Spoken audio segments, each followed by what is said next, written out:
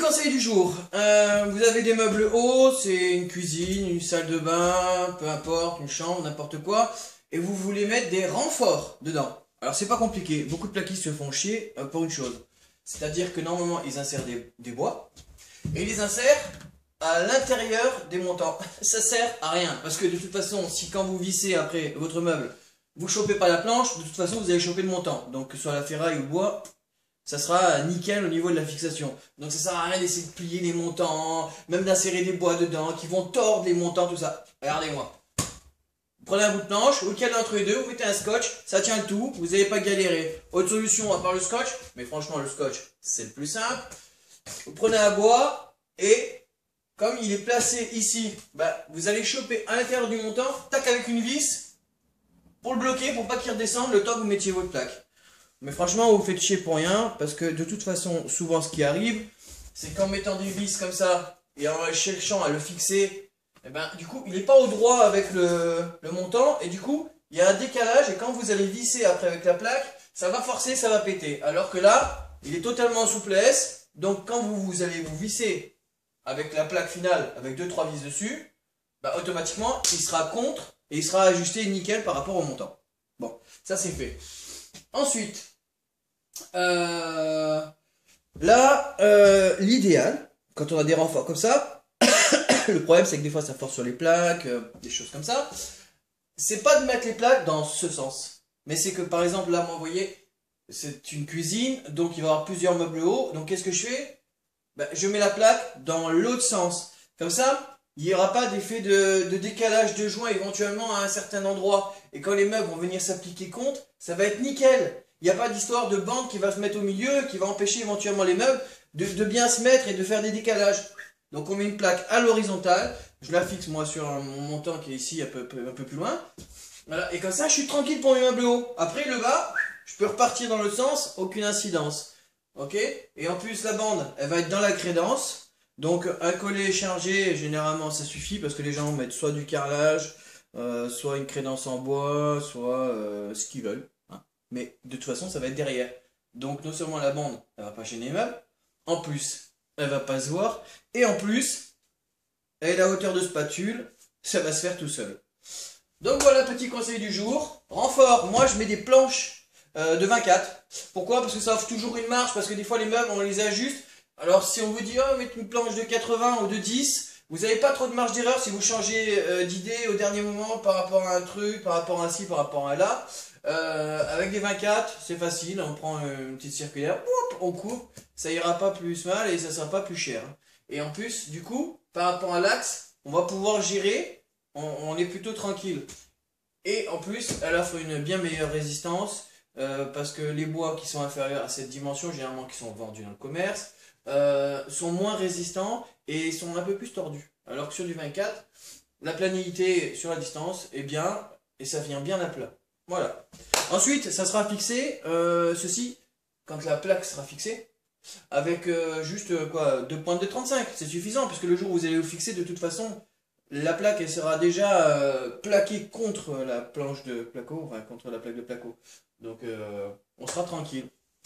Voilà. Donc, placo en long, renfort, scotché. Et c'est fini. Allez, petit conseil du jour. Ciao. Ah oui, j'ai oublié un petit truc. Donc ça y est, c'est fait là. Comme ça, vous le voyez. Je sais pas si vous voyez bien, mais il y a des vis le long là. Voilà. J'ai mis 2 vis à chaque fois sur chaque bois pour être sûr qu'une fois que le montage est fait, comme on a juste scotché, histoire que ça tombe pas dans la cloison, tac, il est bloqué contre. Vous voyez? Et là, on voit bien. C'est nickel. Quand vous allez poser votre meuble, ça va aller tout seul. Ensuite, pour ceux qui se demandent, parce que je sais très bien qu'il y en a qui analysent les petites vidéos, pourquoi est-ce que mes montants ne sont pas des entraxes régulières? Alors, on est dans une cuisine. Vous savez très bien que lorsque vous allez aménager votre cuisine, il va y avoir des prises basées pas en face de la plaque chauffante, pas en face de l'évier, pas en face de ci, pas en face de là. Donc, une fois que vous avez déterminé en fait partout où va l'électricité, il faut ajuster le montage en fonction. Donc, en plus d'être efficace, ce montage dans cette longueur-là, ça évite d'avoir à gérer les raccords qui doivent tomber obligatoirement sur les milieux des montants.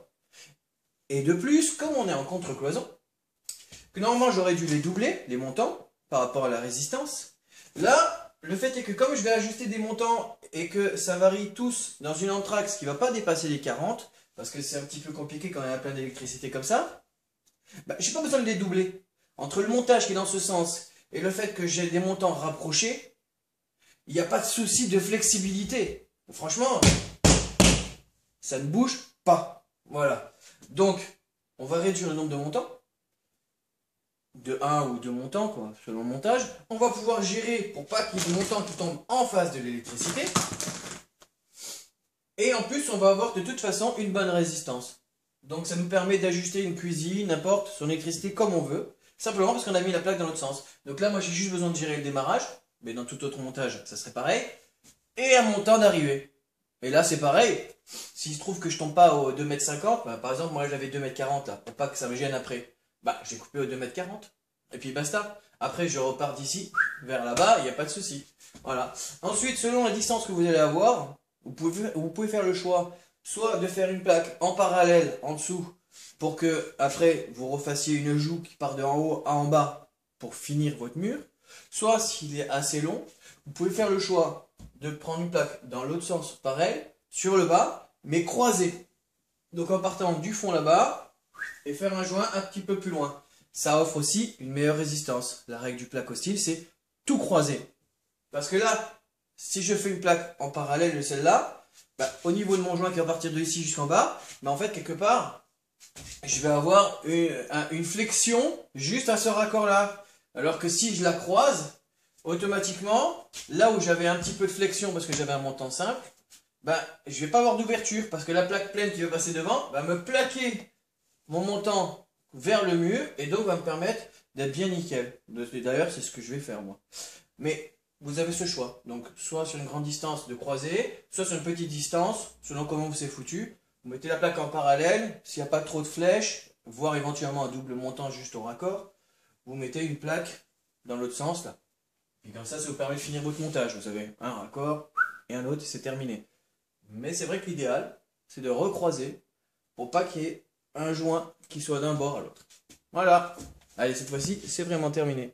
À la plus.